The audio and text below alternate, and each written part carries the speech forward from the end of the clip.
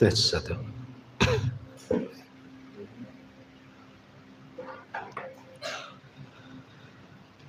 Bismillahirrahmanirrahim.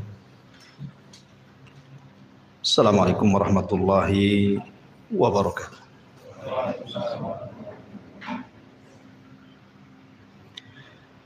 Alhamdulillah wassalatu wassalamu ala Rasulillah wa ala alihi wa sahbihi wa mawalah wa la hawla wa la quwata illa billahi wa ba'd. Alhamdulillah di malam hari ini kembali kita bisa duduk untuk bertolabul ilmi, dan biasa kita mengkaji tafsir daripada surah Al-Baqarah. Malam ini biar tidak bosan kita selingi dengan tematik, sebuah tema yang saya ambil dari perkataan seorang ulama salaf, Zubair ibn Awam radhiyallahu an. Beliau mengatakan, man istata'a minkum an yakuna lahu khib'un min amalin salihin falyaf'al. Berkata Zubair ibn Awam radhiyallahu an, barang siapa di antara kalian yang sanggup melakukan amalan yang tersembunyi antara dia dengan Allah dari amalan saleh, maka lakukan. Artinya pembahasan malam ini kita akan membahas tentang pentingnya seseorang memiliki amalan yang tersembunyi yang tahu hanya dia dengan Allah Subhanahu wa taala saja. Ma'asyiral muslimin yang dimuliakan Allah Subhanahu wa taala. Di dalam hadis Thauban ini maulan Nabi sallallahu alaihi wasallam. Beliau pernah mendengar Nabi sallallahu alaihi wasallam bersabda, la a'lamanna aqwaman min ummati ya'tuna yaumal qiyamati bihasanati amsali jibali tihamatan baydan fayaj'aluha Allahu azza wa jalla haba'an manthura. Qala Thauban, ya Rasulullah, sifhum lana jallihim lana alla nakuna minhum wa nahnu la na'lam. Qala amma innahum ikhwanukum wa min jildatikum wa ya'khuduna minal laili kama ta'khudun walakinnahum aqwamun idza khalau bimaharimillahi tahakuha. Dari Thauban, dari Nabi sallallahu alaihi wasallam, kata Nabi sallallahu alaihi wasallam, beliau bersabda, sungguh aku mengetahui suatu kaum dari umatku datang pada hari kiamat dengan banyak membawa kebaikan seperti gunung Tihama. Namun Allah Subhanahu wa taala menjadikan kebaikan tersebut seperti debu yang berhamburan. Maka Thauban kemudian berkata, ya Rasulullah, coba sebutkan sifat-sifat mereka, biar kami jelas, biar kami tidak seperti mereka. Maka Nabi SAW bersabda, adapun mereka adalah saudara-saudara kalian, kulit mereka sama dengan kulit kalian, mereka menghidupkan malam dengan ibadah sama dengan kalian, akan tetapi mereka adalah kaum yang jika bersendirian mereka merobek dengan cara bermaksiat kepada Allah Azza wa Jal dengan tidak terang-terang. Ma'asyiral muslimin yang dimuliakan Allah Subhanahu wa taala. Ada sebagian kita, saya, Anda atau siapapun, pasti pernah melakukan maksiat yang orang tidak tahu. Pasti itu. Apalagi dengan tersebarnya media-media hari ini, tangan-tangan kita hampir setiap orang pasti pegang handphone. Entah satu orang, 2 handphone, 3 handphone kan itu. Pasti dengan alat itu kita bermaksiat kepada Allah Subhanahu wa taala di tengah-tengah kesendirian kita. Dan bermaksiat secara tidak terang-terangan itu bahaya sekali. Dari hadis Thauban ini kita simpulkan bahwa sampai ada orang-orang yang sholat malamnya tidak pernah putus, ibadahnya tidak pernah putus, dan dia mendatangkan pahala itu seperti gunung Tihama, saking banyaknya. Tapi rupanya amalan-amalan itu dihancurkan oleh Allah Subhanahu wa taala gara-gara dengan maksiat yang tidak terang-terangan. Lihat bahayanya maksiat tidak terang-terangan itu, menghabiskan semua amalan. Yang ingin saya katakan, kalaulah kita memang tidak bisa meninggalkan maksiat yang tidak terang-terangan itu, maka jadikan di sisi lain amalan-amalan yang juga dilakukan tidak terang-terangan. Amalan itu maksudnya antara kita dengan Allah saja yang tahu. Kenapa demikian? Karena tadi sudah saya katakan bahwa kalau orang melakukan perbuatan maksiat dan tidak diketahui orang, bersendirian merasa lezat dengan maksiat, menggugurkan amalannya, maka sama halnya orang yang melakukan ibadah sembunyi-sembunyi, hanya dia yang tahu dengan Allah saja, maka pahalanya akan banyak. Artinya bahwa kalau dalam satu hari itu kita 1-2 kali melakukan kemaksiatan yang tidak terang-terangan, maka satu hari itu juga gunakan waktu untuk ibadah tidak terang-terangan kepada Allah Azza wa Jalla. Supaya apa? Supaya keburukan itu dicampur adukkan dengan kebaikan. Dan Allah Subhanahu wa taala mengatakan dalam surah Hud ayat 114, innal hasanat yudhibnas sayyi'at. Kebaikan-kebaikan itu bisa menggugurkan keburukan. Artinya kalau seandainya tazaham, berkumpul maksiat yang tidak terang-terangan dengan kebaikan yang tidak terang-terangan, mudah-mudahan kebaikan itu bisa mengalahkan maksiatnya. Karena bagaimanapun Nabi SAW mengatakan dalam hadis Abi Hurairah radhiyallahu an, lama qadallahu al-khalqa kataba indahu fawqa arsy inna rahmati sabaqat ghadabi, wa fi riwayati lil Muslim inna rahmati taghlibu ghadabi.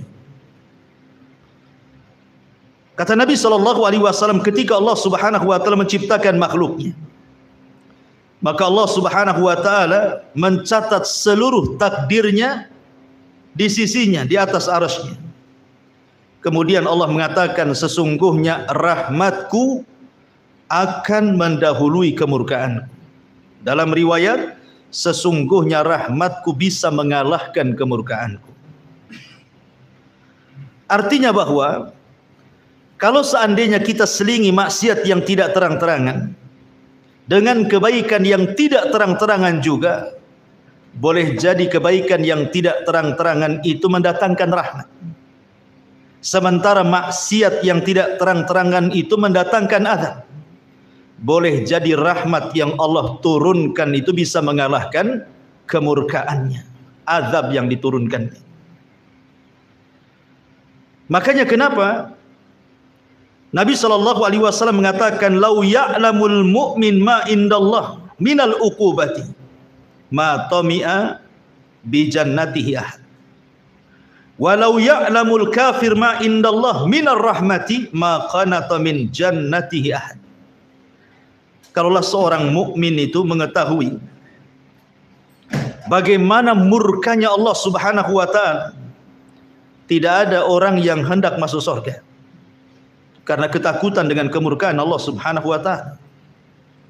Tetapi kalau seandainya orang kafir itu tahu betapa luasnya rahmat Allah, tidak ada satupun orang kafir yang putus asa untuk masuk ke dalam surga. Ma'asyiral muslimin yang dimuliakan Allah Subhanahu wa taala. Terlebih Nabi SAW mengatakan, ittaqillah haitsuma kun wa addi'il as-sayyi'atal hasanata tamhuha wa khaliqin nas bi khuluqin hasan. Kata Nabi SAW, bertakwalah kepada Allah dimanapun anda berada, dan ikutilah keburukan dengan kebaikan, niscaya kebaikan itu bisa menghapus keburukan. Maka sebagai muqaddimah saya katakan bahwa biasakan kita melakukan amal yang hanya tahu antara kita dengan Allah saja. Sebagaimana kita sudah terbiasa melakukan maksiat yang hanya tahu kita dengan Allah, manusia tidak tahu. Supaya antara kejahatan yang kita lakukan dengan kebaikan itu berperang di situ. Dan kebaikan itu pasti mengalahkan kejahatan. Baik ma'asyiral muslimin yang dimuliakan Allah Azza wa Jalla. Lalu apa faedahnya? Kenapa para ulama sangat menganjurkan kepada kita untuk melakukan amalan yang kalau bisa amalan itu tidak ada yang tahu kecuali kita dengan Allah saja?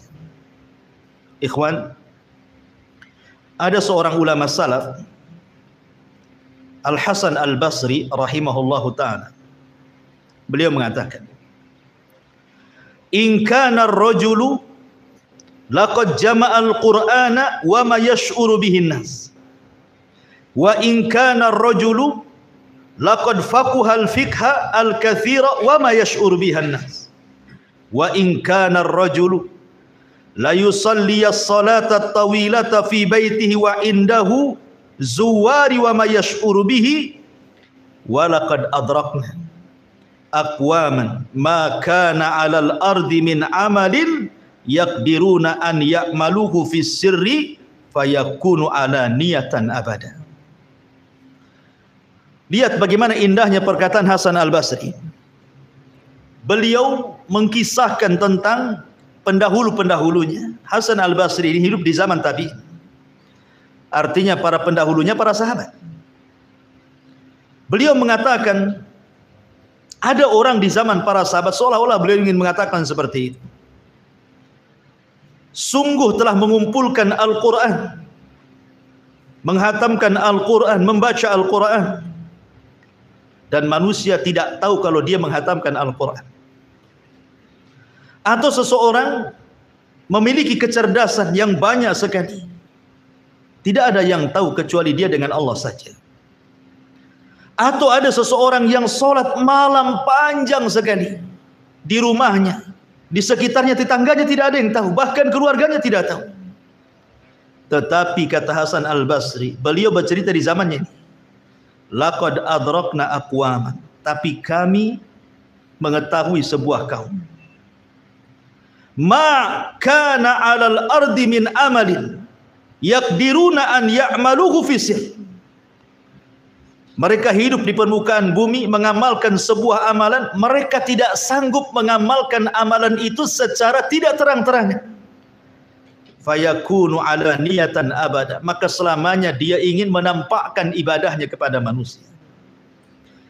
Ini Hasan Al-Basri bicara di zamannya. Sekarang kita bicara di zaman kita, ikhwan. Hampir semua kita ataupun kaum muslimin umumnya, kalau melakukan amal soleh itu rasanya ingin dilihat orang, kan? Kalau bisa solat kita itu tampaklah kepada orang. Kalau bisa puasa kita ini tampak kepada orang. Kalau bisa bacaan Quran ini dapatlah pujian orang. Kalau bisa sedekah ini dapatlah kemudian ucapan-ucapan baik dari orang. Seolah-olah tidak ada ibadah yang harusnya disembunyikan menjadi terang-terangan, kan? Karena di zaman Hasan Al-Basri saja itu sangat disayangkan oleh Hasan Al-Basri terjadi seperti itu. Apalagi kita yang jauh di sana dengan para salafun saleh. Kita hidup di zaman fitnah. Makanya hidup di zaman fitnah ini agak sulit kita ini untuk menyembunyikan sebuah amalan. Makanya siapapun yang mampu menyembunyikan amalannya di zaman fitnah, apa kata Nabi SAW dalam hadis Amir ibn Sa'ad ibni Abi Waqqas dari bapaknya radhiyallahu an, dia mengatakan, kata Nabi SAW, innaha satakunu ba'di fitanun au qala umurun khairun nasi fiha al-ghaniyul khafiyut taqi. Masyaallah. Sungguh akan datang setelahku, kata Nabi SAW, berbagai macam fitnah. Sebaik-baik manusia adalah orang-orang yang merasa cukup dan menyembunyikan amalannya. Gak usah pakai ini, kejepit kayaknya.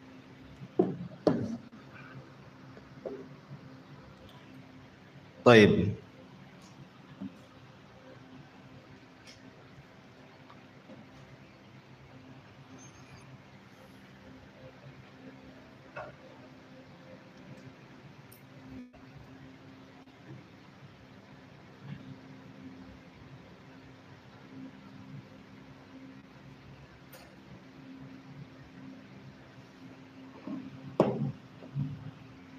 Afan, ada gangguan. Kita lanjutkan.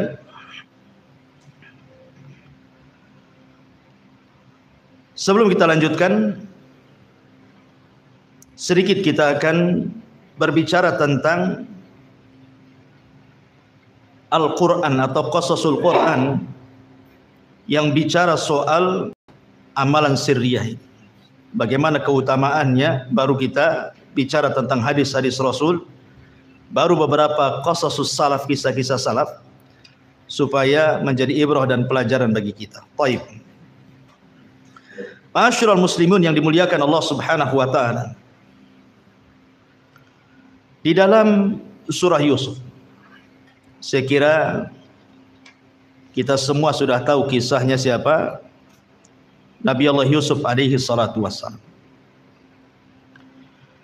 Dijelaskan di dalam Al-Quranul Karim tepat pada ayat 23.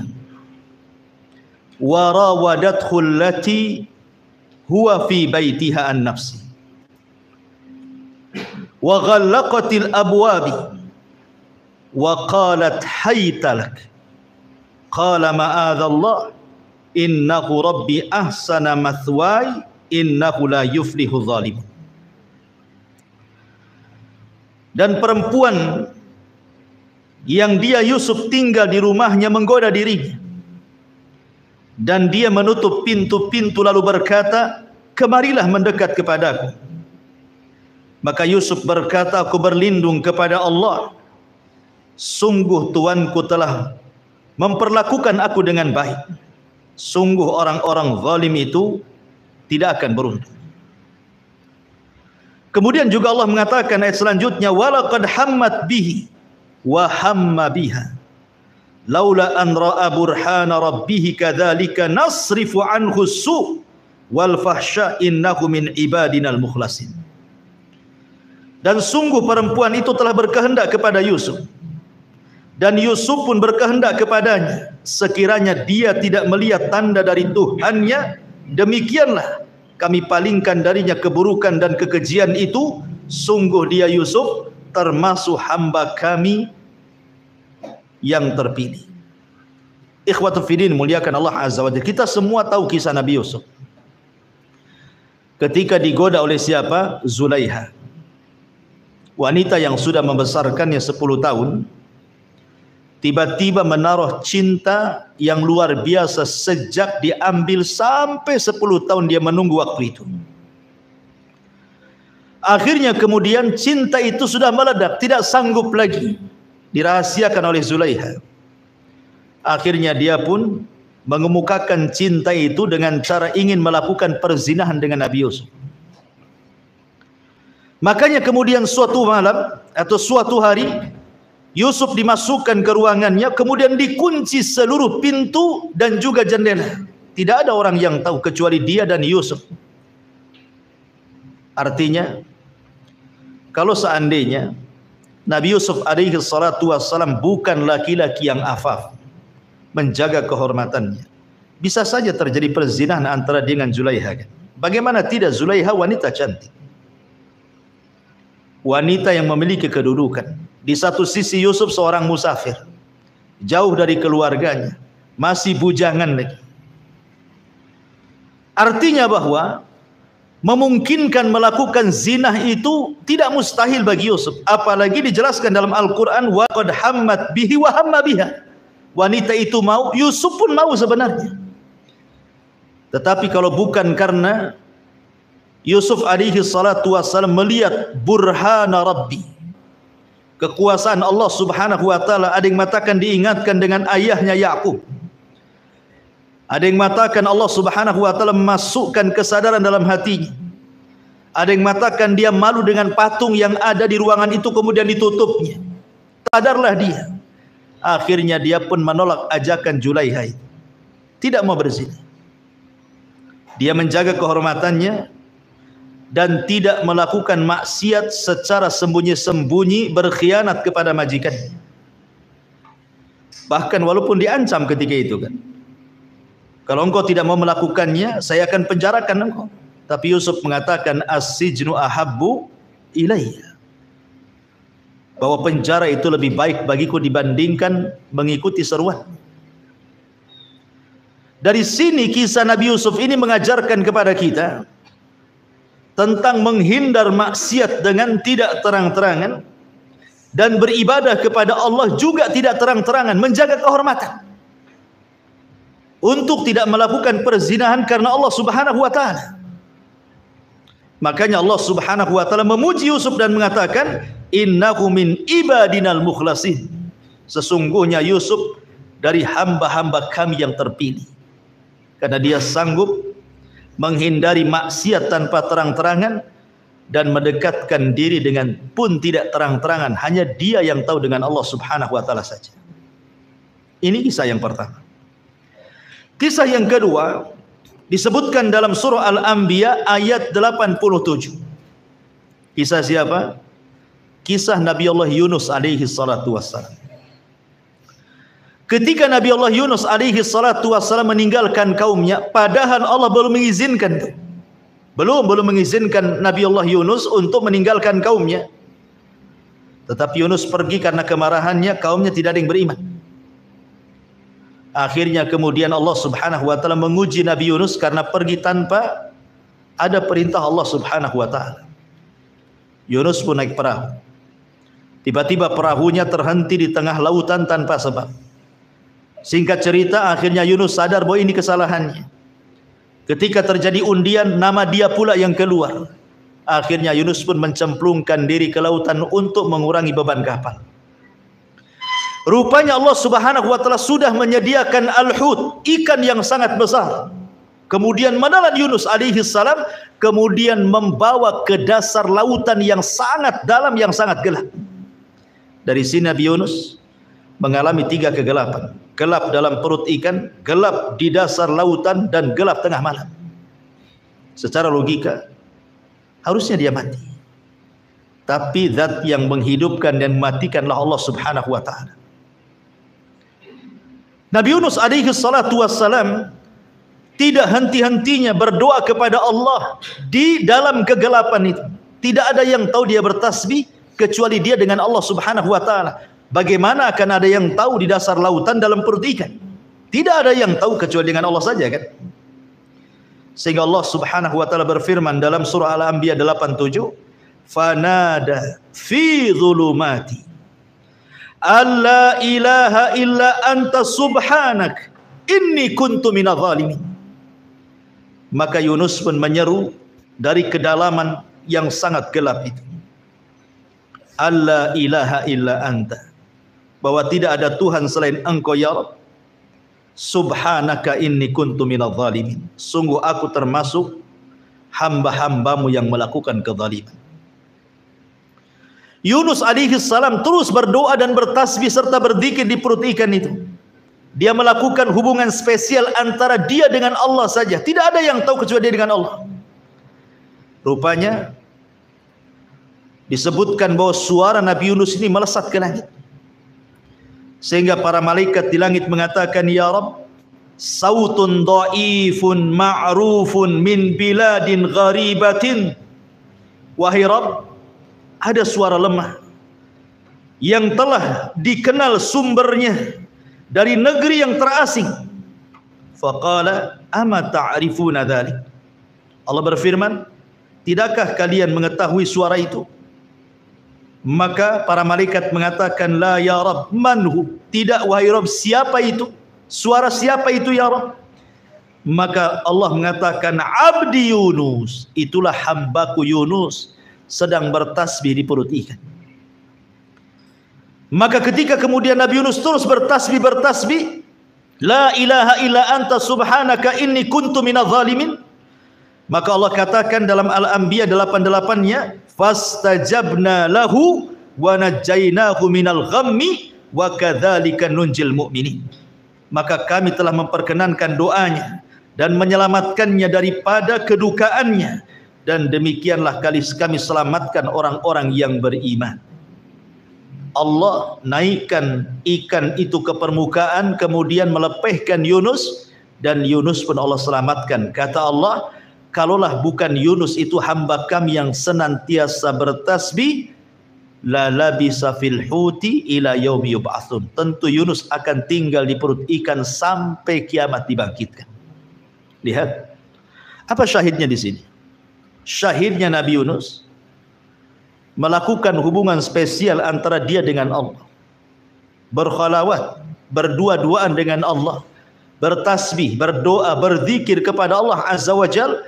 Akhirnya Allah Subhanahu wa taala selamatkan Nabi Allah Yunus alaihi salatu wassalam. Ini dampak daripada ibadah sirriyah, ibadah yang tidak terang-terangan. Ini kisah yang kedua. Kisah yang ketiga, Allah Subhanahu wa taala sebutkan dalam surah As-Sadd ayat 18. Ketika Allah Subhanahu wa taala menceritakan tentang kisah Nabi Allah Daud alaihi salatu wassalam. Apa kisahnya? Nabi Allah Daud alaihi salatu wassalam diberikan mukjizat oleh Allah Subhanahu wa taala. Apa mukjizatnya? Berupa suara yang sangat indah. Jelaskan dalam kisah Israiliyat, dia memiliki 70 suara.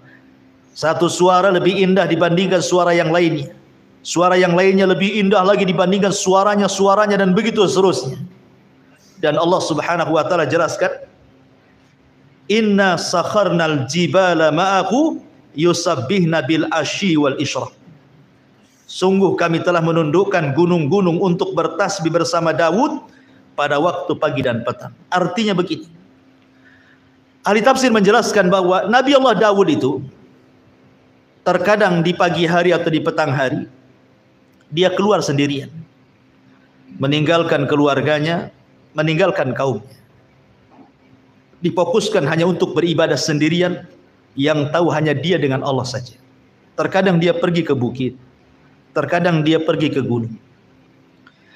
Sesampainya di bukit atau di gunung tersebut, terkadang kemudian Nabi Allah Daud membuka zaburnya, kemudian membaca zabur sendirian,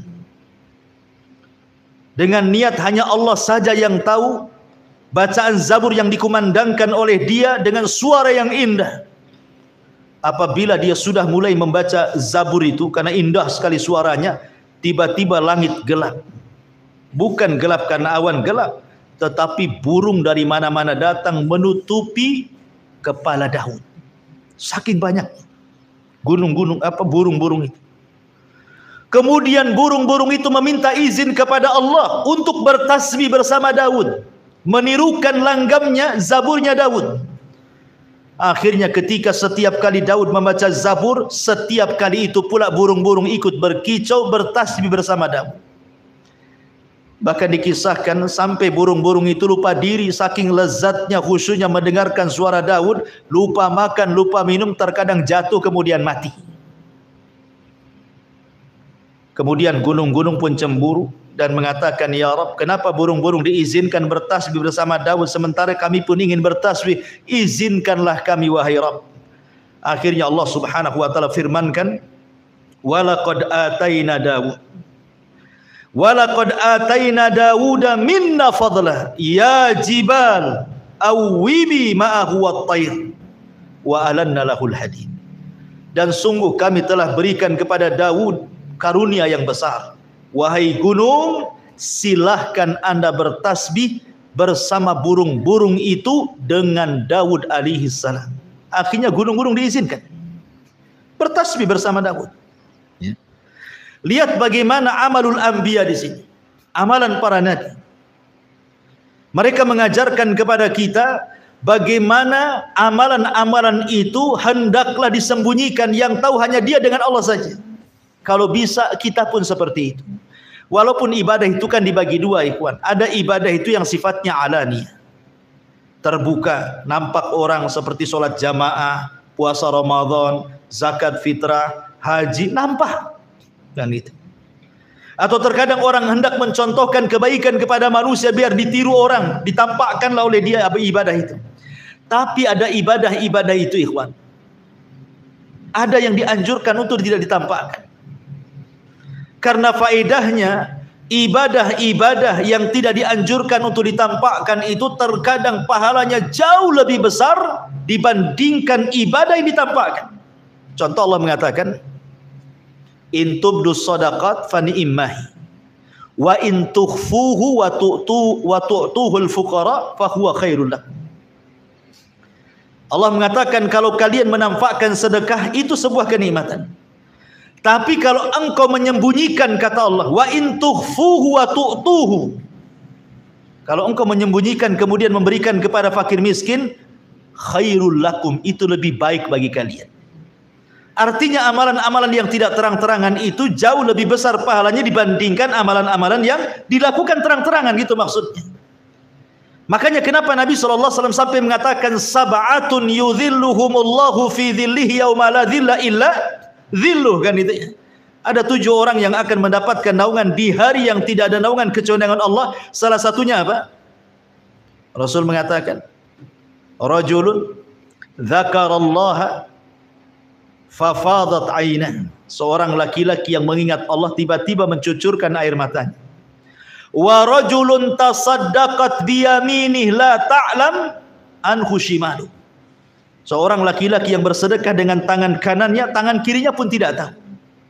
Lihat bagaimana Allah Subhanahu wa taala berikan ganjaran mereka mendapatkan naungan di hari yang tidak ada naungan kecuali naungan arsy Allah Subhanahu wa taala pada hari kiamat.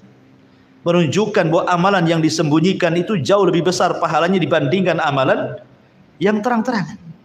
Ya. Ma'asyiral muslimin yang dimuliakan Allah Azza wa Jalla, ini kisah-kisah dalam Al-Qur'an. Dan kisah-kisah para nabi ini menunjukkan tentang pentingnya amalun khabi'ah atau amalun sirriyah. Kita lihat Nabi kita Muhammad sallallahu alaihi wasallam. Suatu malam Nabi sallallahu alaihi wasallam ini ketahuan sedang sholat malam oleh Aisyah radhiyallahu anha. Terkadang Rasul tidak tahu dia sedang sholat malam, mungkin istrinya tertidur. Artinya Nabi juga mencontohkan amalan-amalan sirriyah itu. Tapi satu malam Aisyah radhiyallahu anha terperanjat ketika dia sedang tertidur, kemudian kakinya Rasul tersentuh tangannya. Kemudian Aisyah radhiyallahu an meraba-raba kaki Rasul, rupanya kaki Rasul pecah dan bengkak-bengkak. Akhirnya kemudian Aisyah radhiyallahu anha ingin meringankan beban Rasul karena sudah sepuh juga. Pagi harinya Aisyah mengatakan, ghafarallahu laka ma taqaddama min dambika wa ma ta'akhir. Ya Rasulullah, bukankah Allah sudah mengampuni dosamu yang telah, yang sedang dan yang akan datang? Cukupkanlah yang wajib-wajib, sudahlah yang sunnah-sunnah itu tinggalkan. Karena melihat kasihan Nabi SAW saking rajin ibadah tengah malam itu sampai pecah-pecah gitu kakinya. Tapi Nabi SAW mengatakan, afala akunu abdan syakur, salahkah saya menjadi hamba yang bersyukur? Di sini juga Nabi SAW mengajarkan bagaimana ada amalan-amalan itu hendaklah kita sembunyikan, yang tahu hanya kita dengan Allah saja, gitu maksudnya. Berupa sholat malam yang tidak ada yang tahu kecuali Allah Subhanahu wa taala. Ma'asyiral muslimin yang dimuliakan Allah Azza wa. Kemudian beberapa hadis, baru kita akan cerita beberapa kisah. Hadis yang pertama, hadis yang dikeluarkan Imam Muslim. Nabi mengatakan, innallaha yuhibbul abda taqiyan naqiyal khafiyah. Sesungguhnya Allah suka dengan seorang hamba yang bertakwa, yang membersihkan jiwa, dan yang menyembunyikan amalannya tanpa diketahui manusia. Dari sini menunjukkan sebab kecintaan Allah kepada hambanya, salah satunya apa? Menyembunyikan amalan. Selain memperbanyak pahala, juga menjadikan kecintaan Allah kepada hambanya. Kemudian hadis yang kedua, hadis yang dikeluarkan Abu Umamah. Hadis yang dikeluarkan oleh atau yang diriwayatkan oleh Abu Umamah dari Nabi SAW. Nabi mengatakan, sana'iul ma'ruf taqi masari as-su' wa sadaqatus sir tudfi'u ghadaba rabbi wa silatur rahimi tazidu fil umri. Kata Nabi SAW, setiap perbuatan baik itu bisa menghindarkan kematian su'ul khatimah, dan sedekah yang tidak terang-terangan bisa memadamkan kemurkaan Allah, dan silaturahim bisa menambah umur. Syahidnya di sini, wa sadaqatus sir tudfi'u ghadaba rabbi. Sedekah yang tidak terang-terangan bisa meredamkan kemurkaan Allah.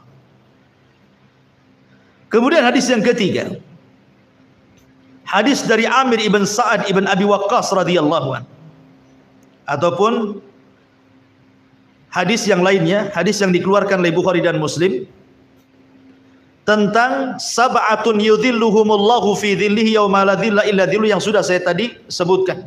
Salah satunya Rasul mengatakan, wa rajulun dzakarallah khalian, seorang laki-laki yang bersendirian mengingat Allah, fa fadat ainah, kemudian dia mencucurkan air matanya. Wa rajulun da'athu imra'atun dzatu mansabin wa jamalin faqala inni akhafullah. Dan seorang laki-laki yang diajak berzina oleh seorang wanita yang cantik dan memiliki kehormatan, tapi laki-laki ini menolak dan mengatakan, saya takut kepada Allah. Wa rajulun tasaddaqa bi sadaqatin fa akhfaha hatta la tu'lam shimaluhu ma tunfiq yamini. Seorang laki-laki yang bersedekah dengan disembunyikan sampai tangan kiri tidak tahu apa yang disedekahkan tangan kanannya. Tiga perkara ini ibadatus sir. Bersendirian tengah malam mengingat Allah, tiba-tiba menangis, menolak ajakan zina dengan seorang wanita dan mengatakan aku takut kepada Allah, sedekah dengan tangan kiri sampai sedekah dengan tangan kanan sampai tangan kiri tidak tahu. Ini semua shadaqatus sir namanya. Amalan-amalan sir. Dan lihat pahalanya, akan mendapatkan naungan di saat manusia sedang kepanasan, dia pula kedinginan. Ya. Ma'asyiral muslimin, dan banyak lagi hadis-hadis yang menjelaskan tentang pentingnya menyembunyikan amal. Karena begini, ikhwan, kita tahu bahwa asal ibadah itu harus ikhlas kepada Allah, kan? Asal ibadah itu harus ikhlas. Wa ma umiru illa liya'budullaha mukhlishina lahuddin. Kenapa kita harus ikhlas? Karena Allah tidak berhajat dengan kita. Allah itu ghani, maha kaya. Dia tidak butuh dengan kita. Kita yang butuh dengan Allah. Sebab itulah maka diperlukan ikhlas dalam beribadah. Karena kita yang berhajat kepada Allah, bukan Allah yang berhajat kepada kita. Makanya kenapa Al-Imam Al-Bukhari sampai mencantumkan di dalam kitab sahihnya, di hadis pertama dalam bab kaifa bad'il wahyi, bagaimana wahyu diturunkan, hadis Umar bin Khattab radhiyallahu anhu, innamal a'malu binniyat.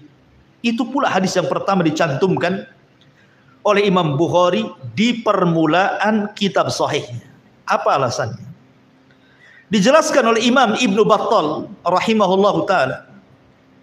Apa kata beliau? Wa innama qaddamal Bukhari haditha innamal a'mal binniyat fi awwali kitabihi liyu'lama annahu qasada fi ta'lifihi wajhallahi azza wa jalla. Apa kata Imam Ibnu Battal? Beliau mengatakan maksudnya Bukhari ketika meletakkan permulaan sahihnya dengan hadis Umar bin Khattab innamal a'malu binniyat, supaya diketahui, kata Imam Ibnu Battal, bahwa tujuan Imam Bukhari mengarang Sahih Bukhari itu adalah karena ikhlas untuk Allah saja. Karena ikhlas untuk Allah. Sampai-sampai para ulama mengatakan, kalau seandainya Allah berikan kekuatan kepadaku untuk mengarang sebuah kitab, maka tentu setiap bab aku akan cantumkan innamal a'malu binniyat, supaya aku disadarkan dengan keikhlasan. Bahkan sampai Imam Syafi'i mengatakan, aku hanya berkeinginan manusia membaca buku-bukuku, tetapi manusia tidak tahu siapa yang mengarangnya. Kata Imam Syafi'i, aku mau kitab-kitabku dibaca manusia, tersebar kemana-mana, tapi aku tidak mau manusia tahu bahwa yang mengarang kitab itu adalah aku, gitu maksudnya.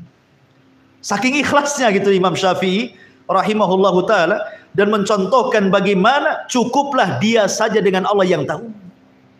Karena bagaimana ilmu itu tidak bisa dicari kecuali dengan ikhlas. Sebagaimana kata Imam Syafi'i, talabtul ilma li ajli dunya wa ya'bal ilmu illa an yakuna lillah. Pada awalnya aku mencari ilmu karena dunia, rupanya ilmu enggan untuk dicari kecuali karena Allah Subhanahu wa taala. Ma'asyiral muslimin yang dimuliakan Allah Subhanahu wa taala. Makanya nanti pada hari kiamat ketika Allah katakan yauma tublas sarair, surah At-Tariq ayat 9, pada hari itu akan ditampakkan segala rahasia manusia. Maka amalan yang paling bermanfaat saat Allah membongkar semua aib manusia pada hari kiamat adalah orang-orang yang membawa amalan yang tersembunyi, yang hanya dia dengan Allah yang tahu ketika di dunia. Baik, ma'asyiral muslimin yang dimuliakan Allah Azza wa Jalla, kita masuk ke kisah-kisah para ulama. Kisah-kisah para ulama salaf, biar kita semakin termotivasi untuk melakukan amalan yang hanya tahu kita dengan Allah saja. Kita mulai dari kisah para sahabat. Ma'asyiral muslimin yang dimuliakan Allah Azza wa Jalla, Bilal ibn Rabah adalah seorang budak Habasyi, disiksa oleh majikannya Umayyah ibn Khalaf. Tetapi setelah masuk Islam, Bilal dikenal dengan ibadatus sir, banyak melakukan amalan yang orang tidak tahu, sehingga membuahkan hasil antara dia dengan Allah. Sampai ketika dalam peristiwa Isra Mi'raj, Nabi SAW pernah masuk ke dalam sorga. Kemudian di dalam sorga itu Rasul mendengar ada suara terompah.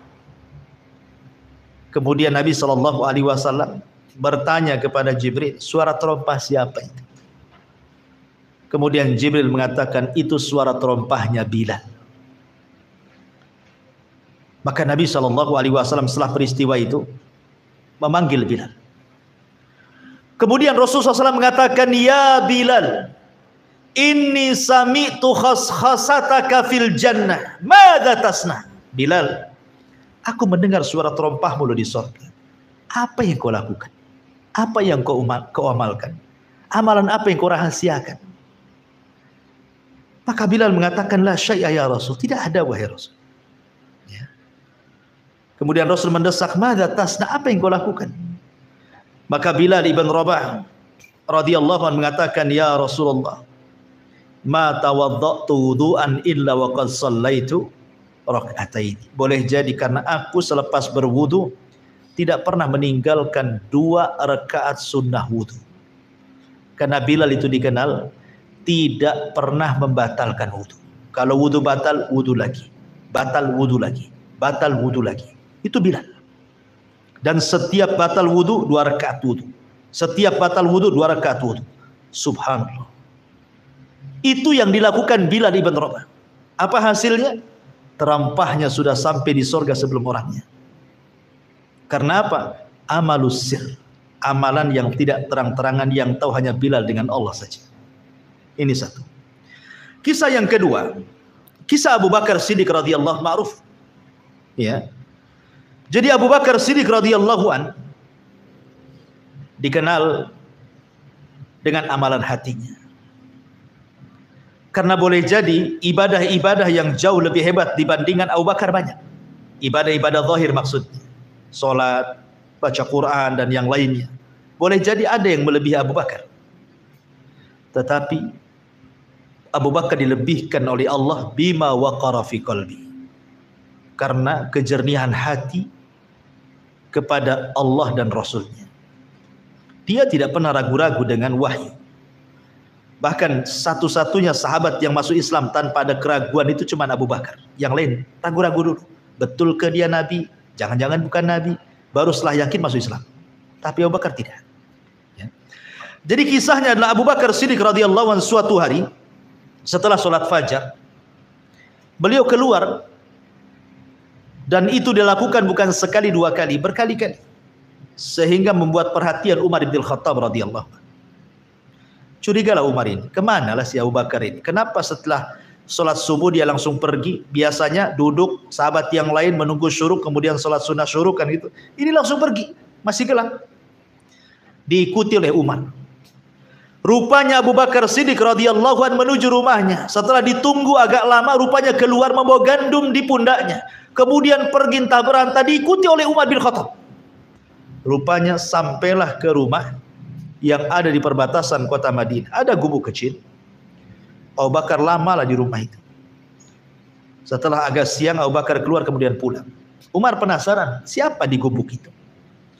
Akhirnya kemudian Umar radhiyallahu an pun berusaha ingin masuk ke gubuk itu, pengen tahu ada apalah di gubuk itu. Rupanya di gubuk itu ada ajus, ada nenek yang sudah tua, yang sudah renta lagi buta, dan ada anak kecil sebagai cucunya. Kemudian Umar bertanya dan mengatakan, wahai nenek, tahukah kamu siapa yang datang tadi? Kata nenek tersebut, saya tidak tahu, dia selalu datang kemari, membawa makanan, terkadang memperbaiki rumah kami, terkadang memasakkan untuk kami. Selesai semuanya dia pergi begitu saja. Dan itu sudah lama dia lakukan. Ketika mendengar hal itu, Umar pun menangis dan mengatakan, laqad at'abta al-khulafa ba'daka ya Abu Bakr. Sungguh akan meletihkan siapapun para pemimpin yang akan menggantikan posisi wahai Abu Bakar. Tidak ada yang sanggup melakukan seperti kamu. Artinya bahwa lihat Abu Bakar Siddiq mencontohkan apa? Amalus sir. Tidak ada yang tahu sahabat kalau Abu Bakar Siddiq datang ke rumah orang miskin, ke seorang nenek yang buta, merawatnya, dan itu sudah bertahun-tahun. Sampai ketika Abu Bakar Siddiq radhiyallahu anhu meninggal dunia, Umar berazam ingin meneruskan apa yang dilakukan Abu Bakar kepada nenek itu. Jadi ketika Abu Bakar meninggal, dia yang meneruskannya. Ketika dia masuk ke rumah nenek itu, kemudian membersihkan rumahnya, membenarkan rumahnya, membawa makanan. Masalahnya nenek ini tahu ketika menyuapkan kurma di mulut nenek itu, kok beda cara menyuapkannya. Sehingga ketika itu nenek mengatakan, aina sahibuk? Aina sahibuk? Mana teman? Itu bukan dia yang menyuapkan, kata. Aina sahibuk, mana teman? Oh, tahu pula nenek ini. Rupanya bukan Abu Bakar, padahal Umar itu supaya tidak tahu disangka Abu Bakar. Karena Abu Bakar sudah meninggal. Kemudian Umar heran dan mengatakan, "Nek, kenapa engkau tahu bahwa ini bukan orang yang biasa datang kemari?" Maksudnya Abu Bakar. Kemudian Umar mengatakan, kata nenek ini mengatakan, "Wahai fulan, ya, karena kalau menyuapkan kurma ke mulutku, dia akan suapkan dengan lembut dan dia akan kupas kurma itu sampai ke kulit-kulitnya sehingga tinggal dagingnya saja, baru kemudian dimasukkan ke mulutku sehingga aku mudah mengunyahnya. Tapi dirimu memasukkan kulit-kulitnya, kulit-kulitnya dimasukkan, jadi susah mengunyahnya. Makanya dia tanya, aina sahibu? Mana temanmu itu? Ya. Maka akhirnya kemudian Umar pun mengatakan, sudah meninggal wahai nenek. Kaget nenek ini. Inna lillahi wa inna ilaihi raji'un. Ya. Ma'asyiral muslimin yang dimuliakan Allah Subhanahu wa taala. Umar pun sama sebenarnya. Dikisahkan oleh Talha ibn Ubaidillah radhiyallahu anhu. Jadi diriwayatkan Umar bin Khattab ini juga keluar tengah malam, buta-buta dia keluar. Kemudian membawa gandum di pikulnya, dituju kepada salah satu rumah dari rumah-rumah orang miskin.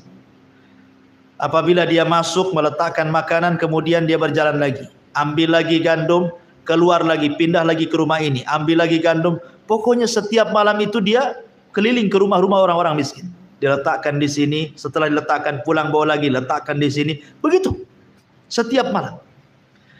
Jadi Tolha ini melihat Umar radhiyallahu an.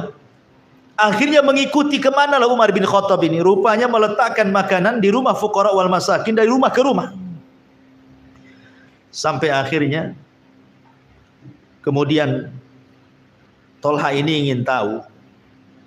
Masuklah dia ke salah satu rumah yang sudah diletakkan makanan oleh Umar bin Khattab radhiyallahu anhu. Rupanya di rumah itu ada nenek-nenek tua juga. Karena Umar itu selalu menyantuni janda-janda miskin. Ya, dikenal. Ya. Maka Tolha mengatakan kepada nenek yang sudah janda, yang sudah tua, yang miskin itu, ma balu hadar rajul ya'tiki. Apa sih maksudnya orang itu? Kok datang ke rumahmu ke sini hampir setiap malam kasih makanan?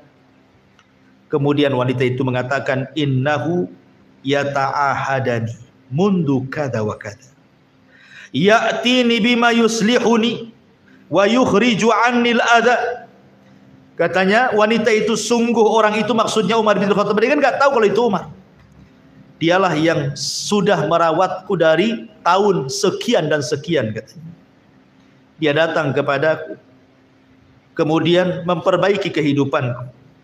Bahkan terkadang mengeluarkan kotoran-kotoran yang ada di rumahku. Kadang nyapu, kadang ngepel, dan begitu seterusnya. Maka Tolha mengatakan, sakilatka ummak ya Tolha, sakilatka ummak ya Tolha. Celaka engkau Tolha, celaka engkau Tolha. Terus dia mencela dirinya, ya. Seolah-olah apa? Seolah-olah dia tidak pernah mampu mengamalkan apa yang dilakukan Umar. Selama ini tidak tahu, biasa-biasa saja Umar. Rupanya sampai setingkat itu amalus sirri, hubungan dia dengan Allah itu. Makanya dia mencela dirinya. Sakilatka ya Tolha, sakilatka ya Tolha. Kenapa engkau tidak melakukan yang sama dengan Umar, gitu maksudnya. Ya. Ma'asyiral muslimin yang dimuliakan Allah Subhanahu wa taala. Kemudian kisah Ali ibn Husain, ma'ruf, cicit Nabi sallallahu alaihi wasallam. Ali putranya Husain, Husain putranya Ali, Ali putranya Abi Thalib. Artinya Ali ibn Husain ini cucunya Ali. Ya, namanya sama Ali. Dikenal dalam sejarah itu sebutannya Zainul Abidin atau As-Sajjad, karena rajin sujud, rajin sholat, sehingga orang-orang menyebutnya As-Sajjad, ahli sujud. Ali ibn Husain ibn Ali ibn Abi Thalib itu, atau julukannya Zainul Abidin, satu-satunya yang hidup saat peristiwa Karbala. Kita tahu bahwa anak laki-laki Husain meninggal semua di Karbala, kan? Tidak ada yang hidup kecuali ini, Zainul Abidin ini, Ali bin Husain. Ini selamat karena ketika itu dia sakit, dia tidak bisa perang, dan diselamatkan oleh bibinya Zainab sehingga tidak jadi dibunuh. Inilah, maka siapapun yang menasabkan keturunan Husain harus lewat jalur orang ini, Zainul Abidin. Ya.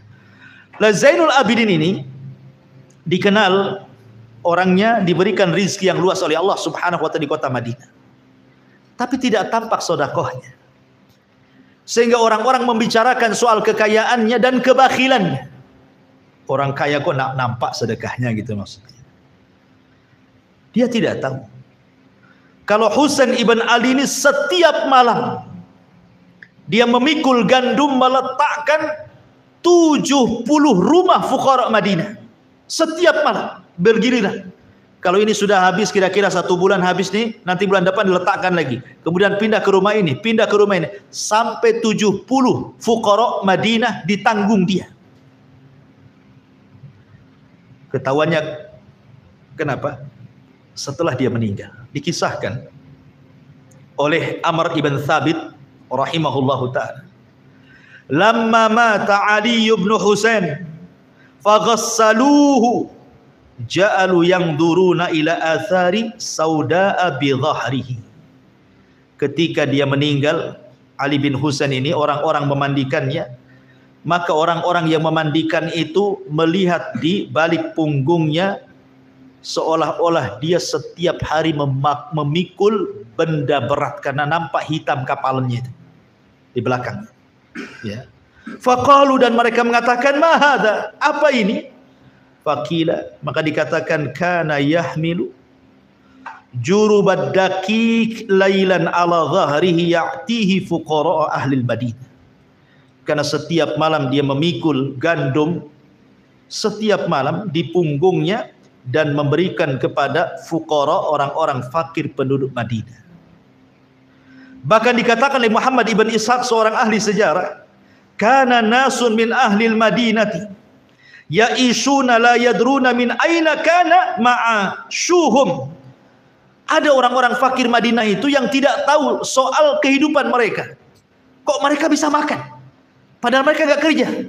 Kok ada aja makanan depan pintu mereka itu?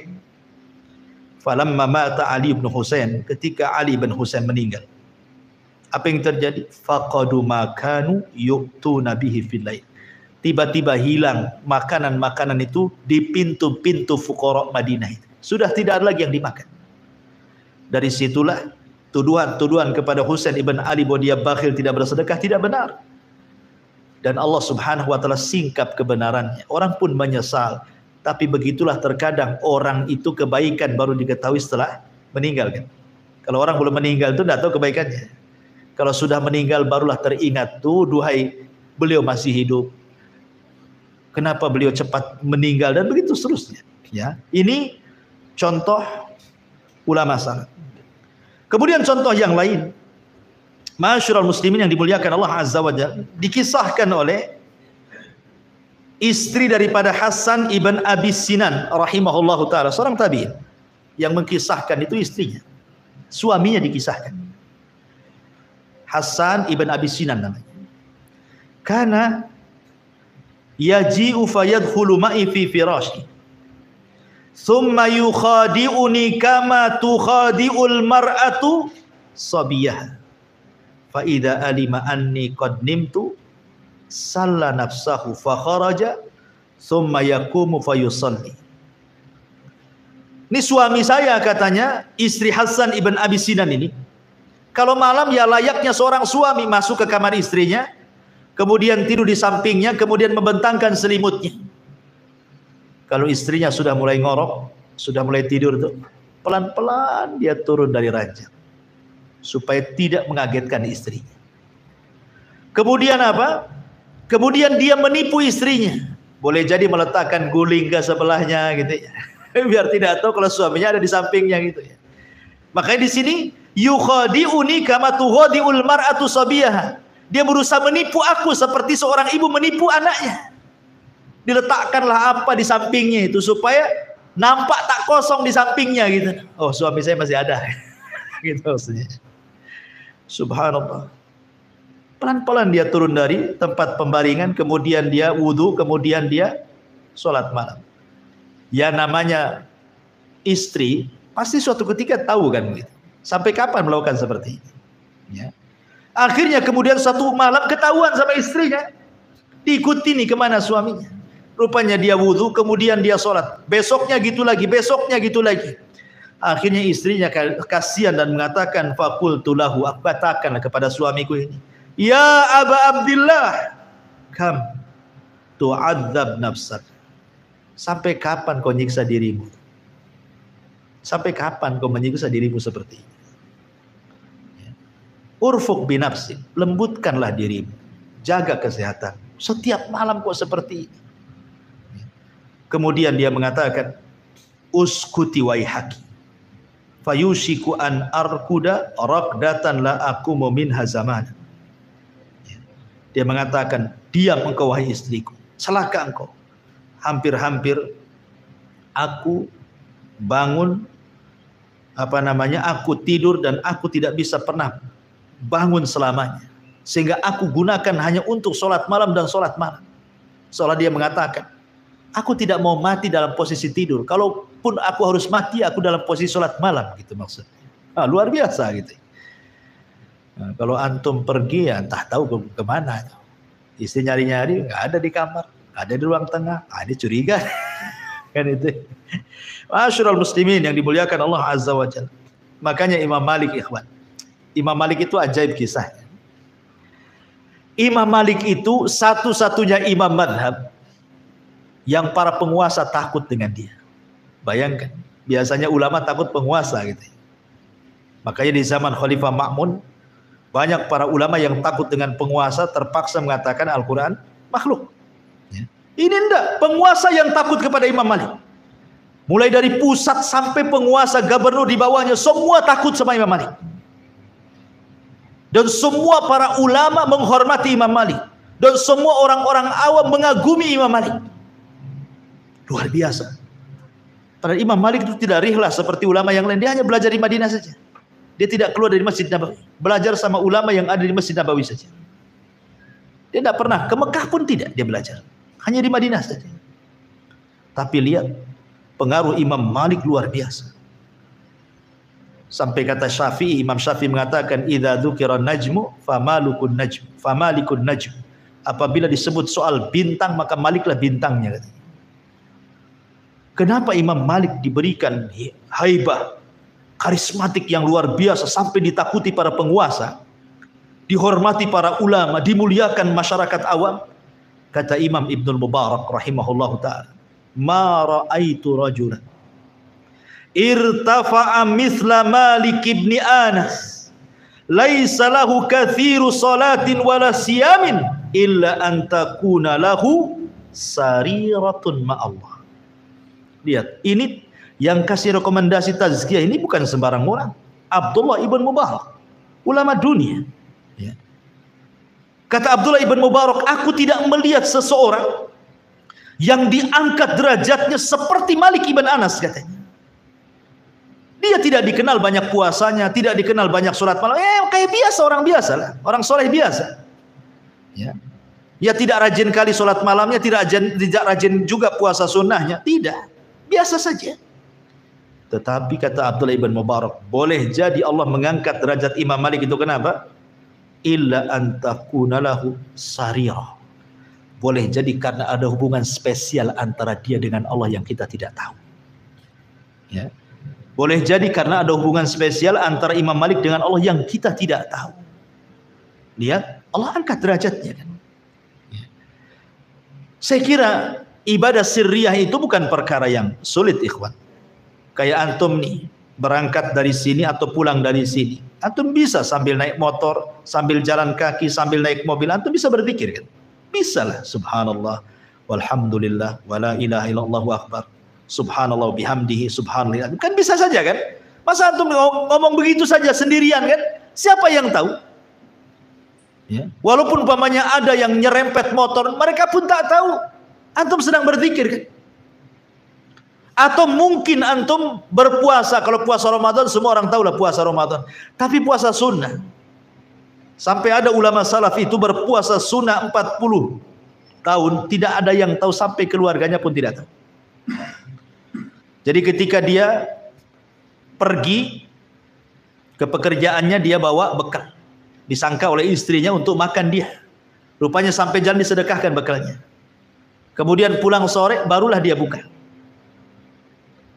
Selama 40 tahun tidak tahu istrinya. Itulah masalah sampai seperti itu. Artinya kalau seandainya seseorang sholat malam, cukup 2 rakaat sajalah. Kalaupun kita tidak bisa sampai 11 rakaat sama dengan Rasul atau 13 rakaat kan gitu. 2 rakaat jadilah. Pamannya habis isya lah, sholat witir 1 rakaat pun boleh lah kan begitu. Tidak ada yang tahu kecuali Allah dengan antum saja. Antum masuk kamar, istri tak tahu, tak ada, sholat seolah-olah tidak seperti sedang sholat, biasa saja. Kan bisa saja kita lakukan seperti itu. Makanya Taqiyuddin itu kakeknya Ibnu Taimiyah. Ibnu Taimiyah itu punya kakek namanya Taqiyuddin, pengarang kitab Multaqo, syarahnya Nailul Autar yang dikarang oleh Imam Syaukani, syarahnya itu. Matannya itu namanya Multaqo. Yang ngarang itu kakeknya Ibnu Taimiyah namanya Taqiyuddin. Imam Taqiyuddin ini sampai dijelaskan tuh biografinya itu. Saking dia tidak mau ada satu waktu luput pada kehidupannya untuk belajar, terkadang dia suruh, Ibnu Taimiyah masih kecil tuh, kalau dia mau buang hajat ke kamar mandi, mau buang hajat lah, itu Ibnu Taimiyah suruh bacakan hadis keras-keras di luar tuh. Jadi dia tidak mau sampai waktu buang hajat, tidak mau terlewatkan begitu saja. Jadi cucunya Ibnu Taimiyah baca kok keras-keras di luar sana, biar masuk suaranya ke kamar mandi gitu maksudnya. Kan tidak masalah. Yang dilarangkan tidak boleh baca di kamar mandi. Ya, baca Quran tidak boleh di kamar mandi. Tapi kalau seandainya suara murotal yang masuk ke kamar mandi tidak masalah, kan nggak di kamar mandi kan itu. Tapi yang ingin saya katakan dalam biografinya Taqiyuddin ini, beliau kalau ada masalah dirundung masalah, tidak bisa keluar dari masalah itu. Apa yang dilakukan dia? Dia cari masjid yang ada di Baduy, yang nggak pernah dimakmurkan orang, yang nggak pernah orang sholat di situ. Kemudian dia sholat di situ. Kenapa? Supaya orang tak tahu. Baru dia bermunajat kepada Allah Azza wa Jalla. Seperti itu. Ya.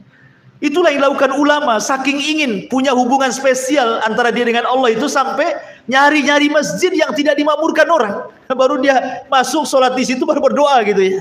Ini kan luar biasa. Siapa yang bisa melakukan seperti itu gitu maksudnya. Bahkan Abdullah ibn Mubarak itu kalau jihad, dia tutup semua kepalanya itu, sampai matanya aja yang kelihatan, supaya orang tidak tahu bahwa dia Ibnu Mubarak. Sampai suatu ketika di Mubarozah menang. Mubarozah itu adu tanding maksudnya. Ini musuh kuat kali. Banyak pasukan kaum muslimin, adu tanding selalu kalah. Akhirnya Abdullah ibn Mubarak, ulama pemberani mujahid nih.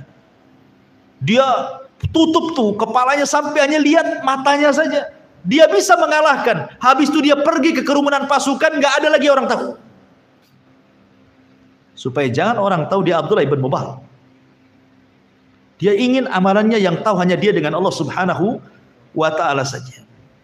Makanya dikatakan oleh Bishr bin al-Harith, la yajidu halawatal akhirati rajulun yuhibbu an ya'rifahun nas. Selamanya orang yang ingin dikenal manusia itu tidak akan pernah merasakan manisnya akhirat.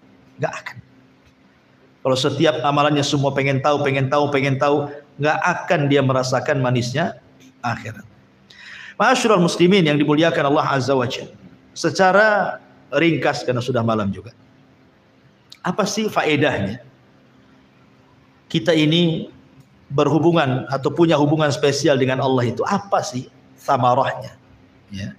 Faedahnya itu apa? Yang pertama, alamatus sidqil iman. Bahwa orang yang berdua-duaan beribadah yang hanya dia dengan Allah yang tahu saja, faedahnya adalah menunjukkan kebenaran iman dia. Ini yang pertama.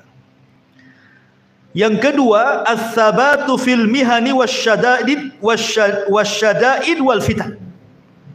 Dia akan istiqomah. Tidak mudah tergoyahkan dengan fitnah apapun yang akan menimpanya. Karena dia punya hubungan spesial dengan Allah Subhanahu wa taala. Kemudian yang ketiga, ab'ad minar riya. Orang yang hubungannya dengan Allah saja dan tidak perlu orang tahu, orang ini seikhlas-ikhlasnya orang, pasti orang ini akan jauh dari riya. Kenapa? Karena dia sudah sampai tingkat muraqabah. Apa muraqabah? An ta'budallaha ka'annaka tarah, fa illam takun tarahu fa innahu yara. Seolah-olah Anda beribadah melihat Allah, atau kalau tidak mampu yakini Allah melihat kita. Tingkat ihsan. Ya. Kemudian yang keempat, aktsaru ajran wa a'dhamu atharan. Akan mendapatkan banyak pahala dan akan banyak memberikan pengaruh positif pada kehidupannya. Sudah saya jelaskan di awal tadi. Kemudian yang nomor 5, salahul qalbi wastiqamatihi wa taharati, dan itu bisa membersihkan hati. Membersihkan hati dari riya, membersihkan hati dari takabbur, membersihkan hati dari ujub. Karena amalan itu kan dua penyakit yang paling bahaya kan, riya dan ujub, takabbur. Ya, maka orang yang sembunyi-sembunyi dalam beribadah itu bisalah menghilangkan penyakit-penyakit seperti itu sehingga hatinya akan selamat. Al-yauma la yanfa'u malun wala banun illa man atallaha biqalbin salim. Kemudian yang nomor 7, al-qabul was-sana'ul hasan. Akan dapat penerimaan yang baik dari Allah. Bahkan dapat pujian. Karena sebab orang beramal Antara dia dengan Allah saja yang tahu, itu sebab Allah cinta dengan orang ini. Ketika Allah cinta dengan orang ini, Allah panggil pertama kali Allah panggil Jibril. Kemudian Allah katakan, ya Jibril, aku cinta dengan si fulan, kau cinta juga dengan dia.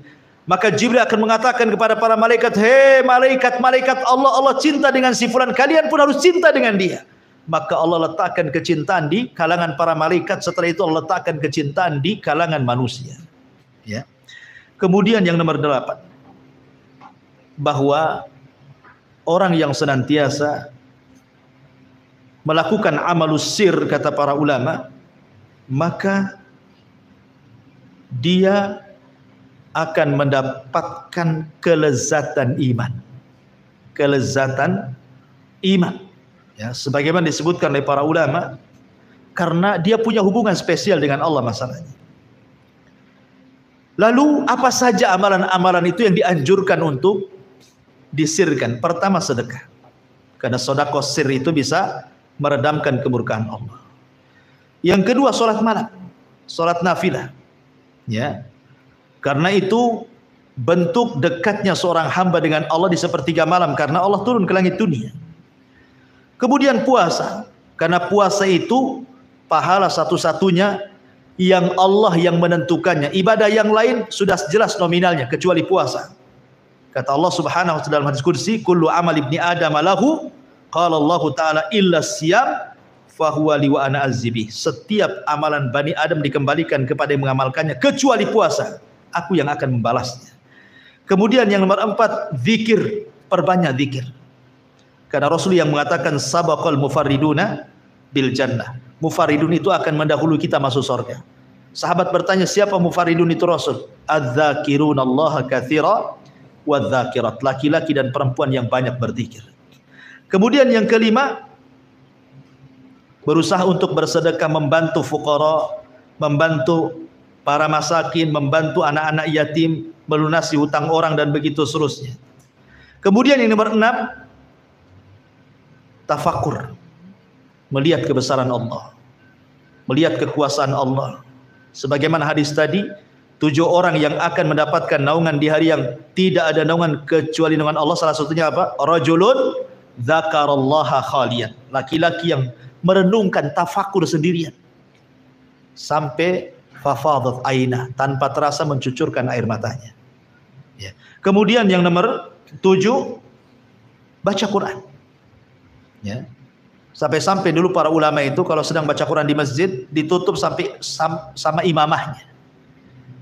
Jadi kalau ada orang ditutup Quran, kalau nggak ada yang dibuka lagi, supaya orang nggak tahu kalau dia sedang baca Quran. Bahkan seorang ulama apabila dia membaca Al-Quran atau sedang mengajar, kemudian lewat dia hadis-hadis tentang adab-adab Allah, dia pun kemudian menangis. Terkadang pura-pura dia pilek, pura-pura pilek, padahal dia sedang menangis. Supaya yang tahu hanya dia dengan Allah Subhanahu wa ta'ala. Dan begitu seterusnya. Sekarang ada 2 kisah sebelum saya tutup. Ada seorang syekh bercerita, ini kisah nyata. Jadi ada seorang anak yatim. Kata syekh ini, ada seorang anak yatim. Anak ini soleh, karena bapaknya juga soleh. Bapaknya meninggal. Jadi anak ini rajin ibadah. Satu hari anak ini bermimpi. Dalam mimpinya berjumpa dengan ayahnya. Kemudian ayahnya senyum dalam mimpinya itu. Kemudian ditanya, senang sekali engkau wahai ayah, ada apa? Maka ayahnya mengatakan, Allah sudah memanggilku. Kata anaknya, lalu apa yang Allah katakan kepadamu? Maka dia mengatakan, ghafara li rabbi, Rabbku telah mengampuni dosa-dosa. Kemudian anaknya mengatakan, amalan apa yang kau lakukan wahai ayahku sehingga Allah mengampuni dosa?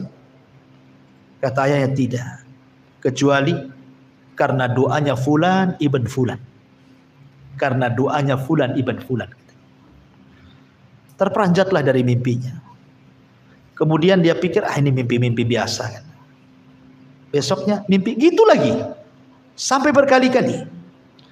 Akhirnya dia penasaran perkataan ayahnya, sebab doa fulan bin fulan itulah ayahmu diampuni dosanya. Dicarilah nama fulan bin fulan ini. dari desa ke desa, dari desa ke desa, terus sampai akhirnya Allah takdirkan ketemu. Kemudian setelah ketemu dia tanya, apakah engkau kenal namanya si Anu dan si Anu? Dia tidak mengatakan si anaknya, tidak. Cuman ingin memastikan, kamu kenal dengan bapak aku gitu, tapi tidak mengatakan bapaknya. Kamu kenal dengan Fulan ibn Fulan? Iya, saya kenal Fulan bin Fulan. Maksudnya ayah dia. Ya. Kemudian dia mengatakan, apa yang kau lakukan dengan dia?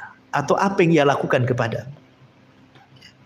Kemudian dia mengatakan, dulu aku seorang musafir, tersesat jalan, hilang bekalku, hampir mau mati. Tiba-tiba ada seseorang yang menolong aku, memberikan bekal kepadaku, memberikan uang kepadaku sehingga aku selamat dari kematian dan aku bisa pulang ke rumah, katanya. Sejak itulah setiap sujud aku doakan dia. Sejak itulah aku sujud saya doakan dia. Kemudian anak ini menangis, kemudian pulang. Ikhwan, orang ini membantu orang musafir, tidak ada yang tahu kecuali Allah, kan? Tidak ada yang tahu. Ini satu kisah. Kisah yang kedua, ada seorang syekh bercerita. Dia bermimpi, dalam mimpinya berjumpa dengan Nabi. Kemudian Nabi mengatakan, wahai Fulan, kabar gembirakan kepada si Fulan bin Fulan bahwa dia termasuk min ahlil jannah. Awalnya mimpi biasa saja. Pikir ya mimpilah, kadang baik kadang buruk kan gitu. Tapi berulang-ulang kali mimpinya, sehingga dia penasaran dengan bisyarah dari Nabi kepada Fulan ibn Fulan itu. Siapa Fulan ibn Fulan ini? Hebat kali. Kenapa dalam mimpiku Nabi sampai mengatakan bisyarah, kabar gembirakan bahwa dia termasuk penduduk surga. Akhirnya dia cari-cari orang ini. Dalam bayangan dia mungkin dia seorang ulama besar, orang soleh, ahli ibadah, kan dalam bayangan dia gitu. Nggak mungkin lah orang dihabar gembirakan oleh Nabi dengan surga kalau orang-orangnya sih orang-orang jahat, kan nggak mungkin, mustahil. Dicari-cari-cari, rupanya orang tersebut adalah salah satu penduduk dari sekitar penduduk Mekah. Ya. Orang miskin, orang biasa. Akhirnya dia ke rumahnya. Lama dia menunggu di rumah itu. Rupanya datang taksi. Turunlah dia dari taksi. Rupanya dia super taksi. Percaya nggak percaya lah kan gitu ya. Tapi setelah ditanya, apakah namamu Fulan bin Fulan? Iya. Dia nggak yakin juga. Berani kau bersumpah namamu Fulan bin Fulan? Wallahi namaku Fulan bin Fulan. Masih nggak percaya juga. Ya. Akhirnya, bisa nggak kau izinkan aku masuk ke rumahmu, katanya. Dalam pikiran dia, jangan-jangan dia lagi nyamar. Itu sebenarnya ulama, nyamar jadi proteksi. Jangan-jangan di rumah itu maktabah semua, kitab-kitab semua isinya gitu maksudnya kan. Jadi dia geledah rumahnya, tidak ada satupun kitab, tidak ada, hanya mushaf Quran saja. Jadi dia makin bingung lah. Akhirnya cobalah dia duduk, ngomong empat mata. Wahai Fulan, aku punya kabar gembira kepada. Tapi sebelumnya, ada enggak amalan spesial hubungan kamu dengan Allah? Entah kau sholat malam, entah kau apalah gitu. Kata dia, mana ada ya Syekh, aku ini orang biasa, kamu orang soleh, hari-hari aku super taksi, Allah kau ini ngapain kesini gitu. Tapi kemudian dia desak, akhirnya dia ngaku. Saya sih tidak tahu maksud kedatanganmu, tapi ya saya adalah amalan, katanya.